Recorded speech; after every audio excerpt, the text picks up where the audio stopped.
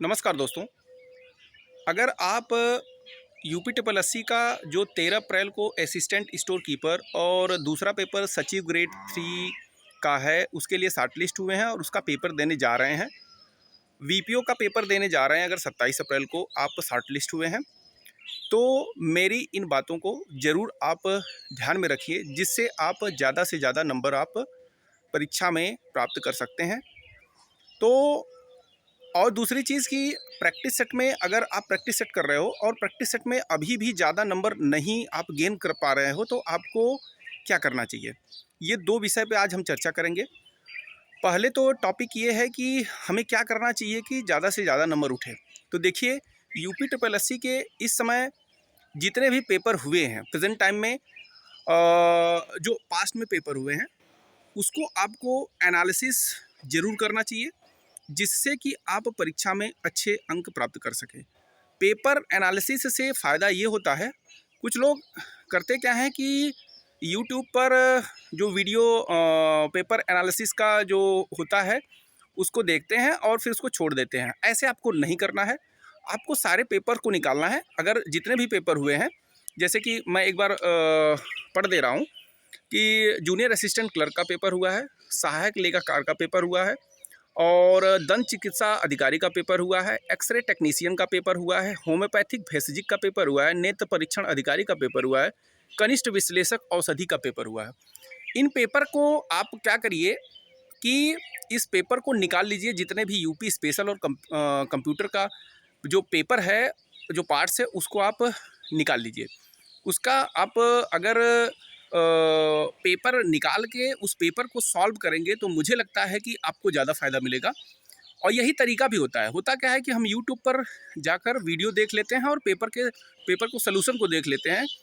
ठीक है, उसको आप देख लीजिए, ठीक। लेकिन ज़रूरी है कि इन पेपर को आप कॉपी निकालिए और ख़ुद पेपर को सॉल्व करिए। इससे क्या होता है कि आप उस पर कुछ लिखेंगे और चीज़ों को बढ़िया तरीके से समझेंगे।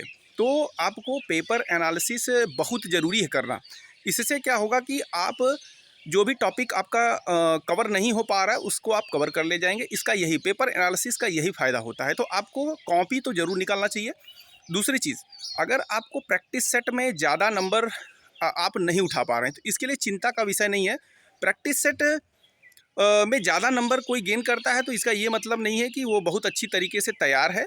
हाँ, क्योंकि परीक्षा है, उसमें प्रैक्टिस सेट एक माध्यम होता है और उसी के बेस्ड पे हम अपने परीक्षा की तैयारी करते हैं। तो अगर आपका नंबर नहीं उठ रहा है प्रैक्टिस सेट में तो घबराने की ज़रूरत नहीं है। हाँ, बस ये है कि आपको करना क्या है कि जो पोर्शन आपको कमज़ोर है, आपका कमज़ोर, अभी भी आप उसको तैयार कर सकते हो। तो मेरे हिसाब से यही प्रैक्टिस सेट का एक इम्पॉर्टेंट रोल होता है। घबराना नहीं चाहिए आपको।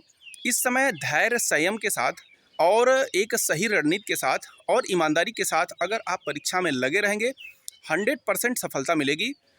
और सही खान-पान भी ज़रूरी है। अगर आप सही खान-पान नहीं करेंगे, परीक्षा के दौरान ये होता है कि हम ज़्यादा से ज़्यादा पढ़ाई कर लें, कुछ भी ऐसे नॉर्मली खाना खा लें, तो आपको एक उचित डाइट भी लेना पड़ेगा, योगा का सहारा भी लेना पड़ेगा। ये सब सारी चीज़ें परीक्षा में ही शामिल होती हैं।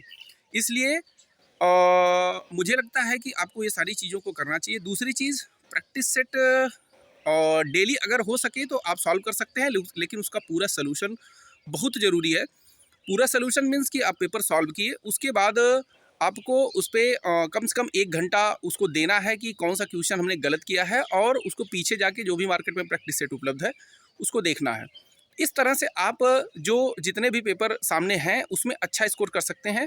जूनियर असिस्टेंट 5512 पोस्ट वाले भी अभ्यर्थी जो है इस चीज़ को अपना सकते हैं, क्योंकि ये सबके लिए है और तभी फ़ायदा मिलेगा। तो मेरे हिसाब से आप लोगों को ये रणनीति अपनानी चाहिए, जिससे आपको अच्छा नंबर परीक्षा में मिल सके और मेरिट लिस्ट में आपका नाम हो। ठीक है, इसी के साथ हम यहीं पर वीडियो समाप्त करते हैं। धन्यवाद।